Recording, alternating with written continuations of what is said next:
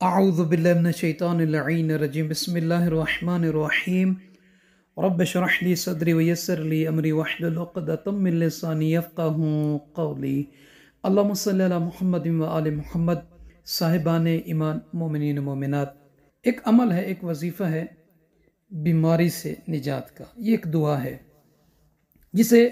سید ابن طاؤس علیہ الرحمہ نے اپنی کتاب محج الدعوات میں یہ حدیث جو ہے نقل کی ہے۔ وہ فرماتے ہیں کہ ابن عباس سے یہ روایت ہے کہ جناب ابن عباس کہتے ہیں کہ میں امیر المومنین علی علیہ السلام کے پاس بیٹھا ہوا تھا کہ ایک شخص جس کے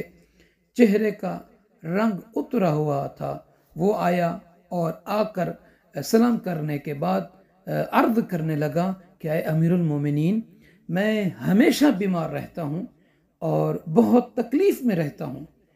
مجھے کوئی ایسی دعا بتائیں جس کے پڑھنے سے میری بیماری دور ہو۔ تو مولا کائنات علی ابن ابی طالب علیہ السلام نے جب اس بندے سے یہ بات سنی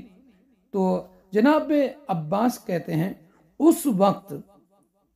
مولا امیر المومنین علی ابن ابی طالب علیہ السلام نے فرمایا کہ میں تمہیں ایک ایسی دعا بتاتا ہوں جسے جبرائیل علیہ السلام نے رسول اللہ صلی اللہ علیہ وآلہ وسلم کو اس وقت تعلیم دی جب حسن اور حسین علیہ السلام بیمار تھے۔ تو وہ جو دعا رسول اللہ صلی اللہ علیہ وآلہ وسلم کو جناب جبرائیل علیہ السلام نے دی تو مولا نے فرمایا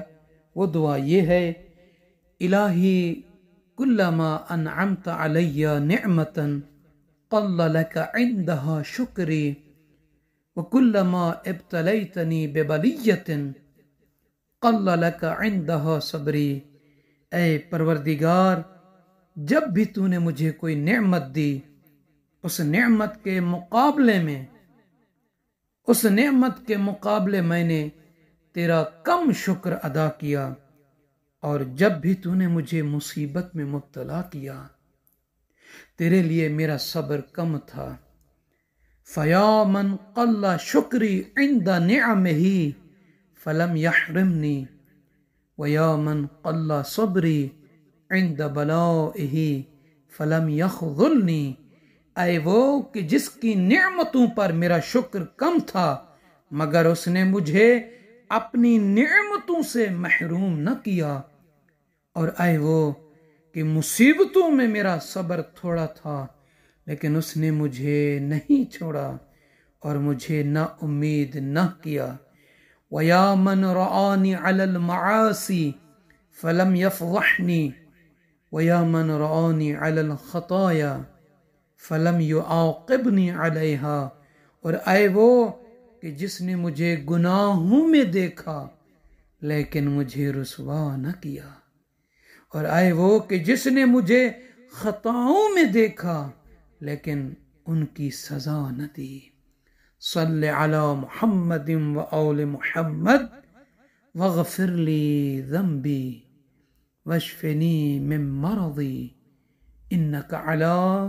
کل شیء قدیر۔ محمد و آل محمد علیہ السلام پر درود بھیج اور میرے گناہوں کو بخش دے اور مجھے میری بیماری سے شفا دے، جس طرح تو ہر چیز پر قادر ہے۔ آمین یا رب العالمین۔ صاحبان ایمان، یہ بہترین دعا ہے ایک بیماری سے بچنے کا، بیماری سے شفا یابی کا ایک علاج ہے جو امام معصوم علیہ السلام نے ہم اور آپ جیسے گناہ گار بندوں، بیمار بندوں کے لیے ایک تحفہ، ایک گفٹ، ایک ہدیہ عطا کیا ہے جس کی کوئی فیس نہیں ہے۔ آپ اس دعا کو پڑھیں،